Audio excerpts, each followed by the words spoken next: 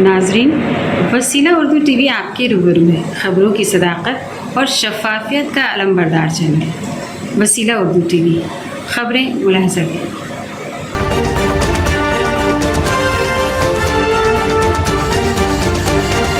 حکومت نے کورونا وبا کے مد نظر ہنگامی ہیلتھ پیکیج کا اعلان کیا۔ حکومت نے کورونا کے مد نظر 23,130 کروڑ کے ہنگامی ہیلتھ پیکیج کا اعلان کیا ہے۔ جمعرات کو یہاں کابینہ کی توسیع اور رد و بدل کے بعد نریندر مودی کی صدارت میں ہوئی کابینہ کی پہلی میٹنگ کے بعد وزیر صحت منسکھ مانڈویا نے پریس کانفرنس میں کہا کہ کورونا کی تیسری لہر سے نپٹنے کی تیاری کی جا رہی ہے۔ 20,000 نئے ICU سینٹرز تیار کیے جا رہے ہیں۔ کورونا سے نپٹنے کے لیے 23,123 کروڑ کا ہنگامی ہیلتھ پیکیج بنایا گیا ہے۔ انہوں نے کہا کہ مرکزی نظام کے ذریعے کووڈ کا معائنہ کیا جائے گا۔ اگلے 9 مہینوں میں کووڈ کے لیے تمام طبی عملہ کام کرے گا۔ ملک کے 7,036 اضلاع میں بچوں کے لیے ICU بنائے جائیں گے، جس میں 20,000 بستر ہوں گے۔ اگر کورونا کے معاملات میں اضافہ ہوتا ہے تو مزید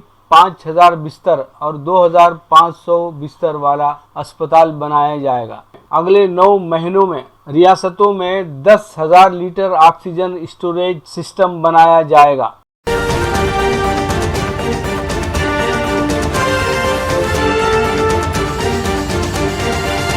ہندوستان کے بشمول 23 ممالک سے پروازوں پر لگائی عمان نے روک۔ عمان نے کورونا وائرس کے پھیلاؤ کو روکنے کی خلیجی ممالک کی کوششوں کے حصے کے طور پر جمعرات کے روز 24 ممالک بشمول ہندوستان، پاکستان اور بنگلہ دیش سے مسافر پروازوں پر غیر معینہ مدت کے لیے روک لگانے کا اعلان کیا ہے۔ مذکورہ پروازیں اگلے نوٹس تک منسوخ رہیں گی۔ سلطنت کے سرکاری ٹویٹر ہینڈل پر کووڈ-19 سے مقابلے میں یہ اعلان کیا گیا ہے۔ اس میں کہا گیا ہے کہ یہ فیصلہ ملک میں کورونا وائرس وبا کو روکنے کے لیے اٹھائے جانے والے اقدامات کا حصہ ہے۔ اس فہرست میں شامل دیگر ممالک بشمول UK، لبنان، ایران، عراق، Libya, Brunei, Singapore, Indonesia, Philippines, Ethiopia, Sudan, Tanzania, South Africa, Ghana, Sierra Leone, Nigeria, جیونیا، کولمبیا، ارجنٹینا اور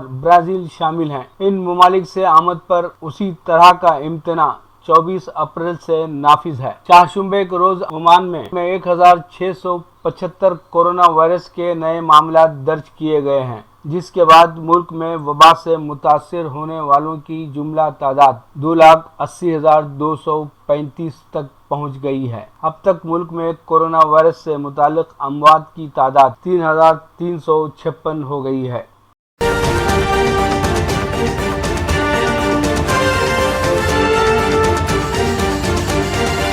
YS شرمیلا نے سیاسی پارٹی کا آغاز کیا۔ آندھرا پردیش کے وزیر اعلیٰ جگن موہن ریڈی کی بہن YS شرمیلا نے اپنی نئی پارٹی YSR تلنگانہ پارٹی کا اعلان کیا۔ آندھرا پردیش کے سابق اور مرحوم YS راج شیکھر ریڈی کے یوم پیدائش کے موقع پر بیٹی شرمیلا نے پارٹی کا آغاز کیا۔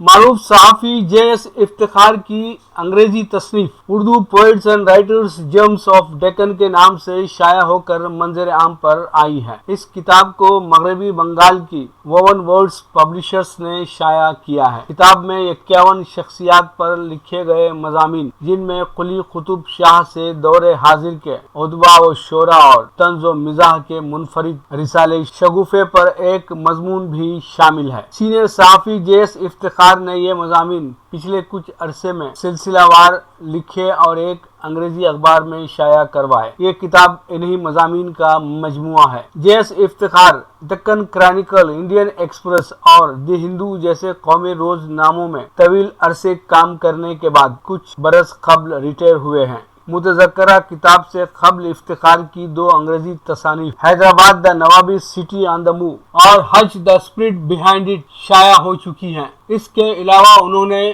غلام یزدانی کی کتاب کچھ یادیں کچھ باتیں اور معروف محقق داؤد اشرف کی کتاب نواب میر عثمان علی خان کی علمی سرپرستی کے ترجمے بھی شائع کیے ہیں۔ افتخار ہمیشہ انگریزی صحافت سے وابستہ رہے، مگر اردو ان کی مادری زبان ہونے کے ناطے ان کے دل میں اردو کے لیے ہمیشہ ایک نرم گوشہ رہا ہے۔ اردو سے محبت کی ایک چنگاری ان کے دل میں ہمیشہ رہی ہے، لہٰذا وہ شاعروں اور اردو کی محافل میں شریک رہا کرتے تھے اور انگریزی اخباروں میں اردو ادیبوں اور شاعروں پر مضامین لکھتے رہے۔ اس طرح وہ انگریزی کے قارئین کو اردو ادیبوں اور شاعروں سے متعارف کراتے رہے۔ 326 صفحات پر مشتمل اس کتاب میں حیدرآباد دکن کے شعراء، شاعرات، مصنفین، مزاح نگاروں کا احاطہ کیا گیا ہے۔ یہ کتاب روزنامہ سیاست حیدرآباد کے سیلز کاؤنٹر پر دستیاب ہے۔ جیس افتخار سے فون نمبر 9440055478 پر رابطہ کر کے بھی کتاب حاصل کی جا سکتی ہے۔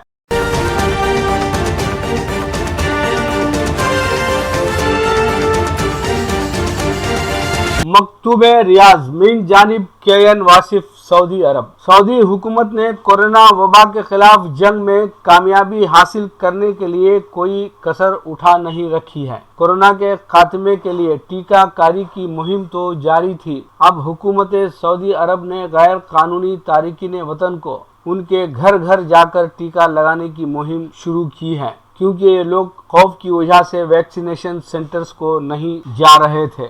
لہذا سعودی وزارت صحت نے غیر قانونی تارکین وطن کو بھی کورونا ویکسین کی فراہمی کی مہم شروع کی ہے۔ وزارت صحت کے اہلکار غیر قانونی تارکین کو ان کی رہائش پر پہنچ کر ویکسین لگا رہے ہیں۔ وزارت صحت کی فیلڈ ٹیمیں غیر قانونی تارکین تک رسائی حاصل کرنے کے لیے مختلف اداروں کا تعاون حاصل کر رہی ہیں۔ وزارت کا ہدف ہے کہ ویکسین کی پہلی اور دوسری خوراک مملکت میں موجود تمام انسانوں کو فراہم کی جائے۔ وزارت کے اہلکار مخصوص مقامات پر مقررہ نظام الاوقات کے مطابق ویکسین لگانے کے لیے پہنچ رہے ہیں۔ کورونا ویکسین مختلف ملکوں کے لوگوں کو دی جا رہی ہے۔ ایک اطلاع کے مطابق اب تک اس طرح کے 10,000 سے زیادہ افراد کو پہلی یا دوسری خوراک دی جا چکی ہے۔ لفظ شناسی ملاحظہ فرمائیں۔ ترتیب و پیشکش نادر خان سرگرو۔ آج ایک ایسے لفظ پر روشنی ڈالیں گے جو عوام میں اتنا استعمال نہیں ہوتا جتنا خواص میں ہوتا ہے، اور خواص ہی اس میں غچہ کھا جاتے ہیں اور اکثر غلطی کر جاتے ہیں۔ میں بھی دور جاہلیت میں اسے معجون کے وزن پر مانون بولا کرتا تھا۔ آئیے اس پیچیدہ لفظ کی گرہ کھولتے ہیں۔ معنون۔ معنون معنون کے معنی ہے عنوان کیا گیا، نامزد کیا ہوا، ڈیڈیکیٹڈ۔ معنون کرنا، معنون ہونا، کتاب، دیوان وغیرہ کسی دوست یا بزرگ یا کسی شخص کے نام انتساب کرنا۔ To dedicate a book to someone۔ اب ہمارے ذہن میں یہ سوال پیدا ہو سکتا ہے کہ اگر ہم کسی تقریب میں یا کسی کتاب کی رسم اجرا میں یہ لفظ استعمال کریں اور اسے معنون کی بجائے معنون کہیں تو ممکن ہے کہ لوگ ہماری طرف پھٹی پھٹی آنکھوں سے دیکھیں، ہماری علمی استعداد پر شبہ ہو انہیں، اور ممکن ہے ہماری دماغی حالت پر بھی شک ہو اگر پہلے سے نہ ہو تو۔ خیر، نیوز چینل کے اینکرز صحیح کو غلط بول سکتے ہیں تو ہمیں بھی صحیح کو صحیح بولنا چاہیے۔ یوسف ناظم کے مضمون انتساب سے اقتباس، جس میں یہ لفظ معنون استعمال ہوا ہے اور انتساب بھی کثرت سے استعمال ہوا ہے۔ ادب میں بہت سی چیزیں ایسی ہیں جن کی نوعیت غیر قانونی نہ صحیح مشتبہ ضرور ہے، انہی میں سے ایک انتساب ہے۔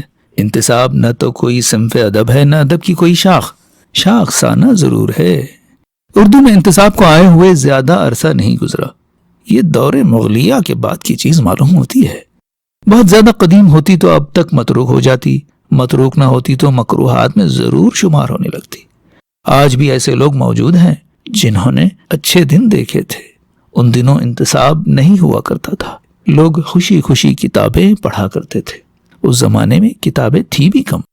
انتصاب کی تحریک پڑھے لکھے لوگوں کی اجازت بلکہ ان کے علم و اطلاع کے بغیر اچانک شروع ہوئی، اور جب یہ شروع ہوئی اس وقت کسی کے ذہن میں یہ خیال بھی نہ آیا کہ آگے چل کر یہ اتنی خطرناک صورت اختیار کرے گی کہ صرف انتصاب کی خاطر کتابیں لکھی جانے لگیں گی اور ان کے شائع کیے جانے کے لیے متعلقہ لوگ جان کی بازی لگا دیں گے۔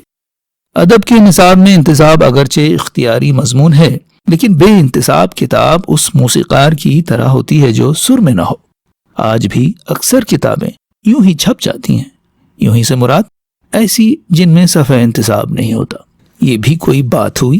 صفحہ انتصاب موجود نہ ہو تو قاری کے ذہن میں پہلی بات یہ آتی ہے کہ مصنف میں قوت فیصلہ کا فقدان ہے۔ یہ تو نہیں کہا جا سکتا کہ اپنی تصنیف لطیف کو کسی کے نام